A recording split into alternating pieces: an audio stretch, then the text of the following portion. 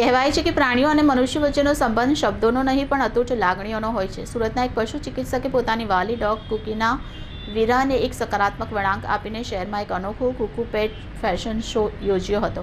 આ કાર્યક્રમે સુરતીઓમાં અબોલ જીવો પ્રત્યેની પ્રેમ અને સંવેદનાને ફરી એકવાર ઉજાગર કરી છે. એનિમલ ડોક્ટર સંજય જાનીની માત્ર 7 મહિનાની વાલી ડોગ કુકી જીવલેણ પાર્વો રોગનો શિકાર બની. એક ડોક્ટર હોવાના નાતે સંજયભાઈ તેને બચાવવાના દિવસ રાત એક કરી દીધા. સતત 21 દિવસ સુધી ચાલેલ જીવન મરણની જંગ બાદ કુકીએ 9 ફેબ્રુઆરી 2025ના રોજ અંતિમ શ્વાસ લીધા. પોતાની લાડલી કુકીના મૃત્યુથી હારી જવાને બદલે ડોક્ટર જાનીએ તેની યાદને કાયમ માટે જીવંત રાખવાનો અને સમાજમાં પ્રાણીઓ પ્રત્યે જાગૃતિ લાવવાનો નિર્ધાર કર્યો. કુકીની પ્રથમ પુણ્યતિથિ નિમિત્તે તેને સાચી શ્રદ્ધાંજલિ આપવા માટે સુરતમાં એક ભવ્ય પેટ ફેશન શોનું આયોજન કરવામાં આવ્યું હતું. આ કોઈ સામાન્ય ફેશન શો ન હતો, પરંતુ પ્રાણીઓ પ્રત્યેના લગાવ અને આદરનું પ્રતીક હતો. આ શોનો મુખ્ય ઉદ્દેશ લોકોમાં તેમના પાલતુ પ્રાણી પ્રત્યેની આત્મીયતા વધારવાનો અને તેમની દરકાર લેવાની ભાવના જગાડવાનો હતો.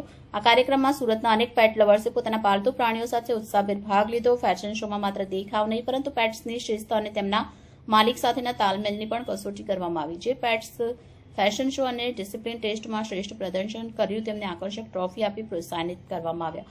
શોમાં ભાગ લેનાર તમામ પેટ્સ માટે કપડાં અને ફૂડ પેકેટનું મફત વિતરણ કરવામાં આવ્યું. ડોક્ટર સંજય જાનીનો આ પ્રયાસ સમાજને સંદેશ આપે છે કે પાલતુ પ્રાણીઓ માત્ર મનોરંજનનું સાધન નથી, પણ તે પરિવારના સભ્ય સમાન છે.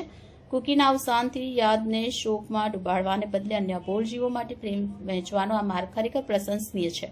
સુરતમાં યોજાયેલા ફેશન શોએ સાબિત કર્યું કે સુરતીઓ માત્ર બિઝનેસમાં જ નહીં, પણ જીવદયા અને લાગણીઓના મામલે પણ દિલદાર છે. કુકુ ફેશન શો દ્વારા કુકી ભલે આજે સશરીર હાજર નથી, પરંતુ સેંકડો પેટ્સના ઉત્સાહમાં તેની યાદ આજે પણ જીવંત છે.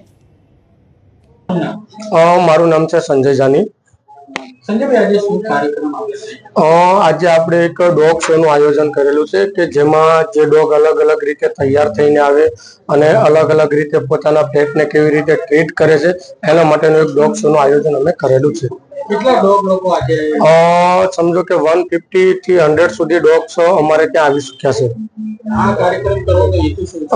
આ કાર્યક્રમ કરવાનો હેતુ એવો છે કે આજથી 1 વર્ષ પહેલા જે મારું ડોગ જે એક્સપાયર થયું હતું, તો એમના ડેટના હિસાબે મેં આ આયોજન કર્યું છે. તમે ડોક્ટર છો, કઈ પ્રકારના લોકો આવે છે? અમારી પાસે તો ઓલમોસ્ટ બધી જ બ્રીડ આવે છે ટ્રીટમેન્ટ માટે પણ, અને અલગ અલગ એમને જેમ કે હ્યુમનમાં કે બ્યુટી પાર્લર, તો અમારું એક બ્યુટી પાર્લર પણ છે કે જે ડોગ માટે જેને ગ્રૂમિંગ કહેવાય, તો એ ગ્રૂમિંગ સેન્ટર પણ અમારી પાસે ડોગ આવતા હોય છે. લોકોએ તકેદારી એવી રાખવી જોઈએ કે ભાઈ પોતાનું પેટ સારી રીતે વ્યવસ્થિત રહે, એમના હેરથી માંડીને બધી રીતે અને વ્યવસ્થિત ક્લીન રાખે, તો એવી હું લોકોને તકેદારી આપું છું. આ બહારના જે ડોગ લોકો છે એ લોકો અમુક લોકોને કહેડે છે, તો એ લોકોને ધ્યાન આપવું જોઈએ. જે બહારના જે લોકોને જે ડોગ કવડે છે, તો એના માટે હું એવું સજેશન કરું છું કે ભાઈ જ્યારે પણ જે ડોગ એમને કવડે છે તો એ ડોગથી દૂર રહેવું.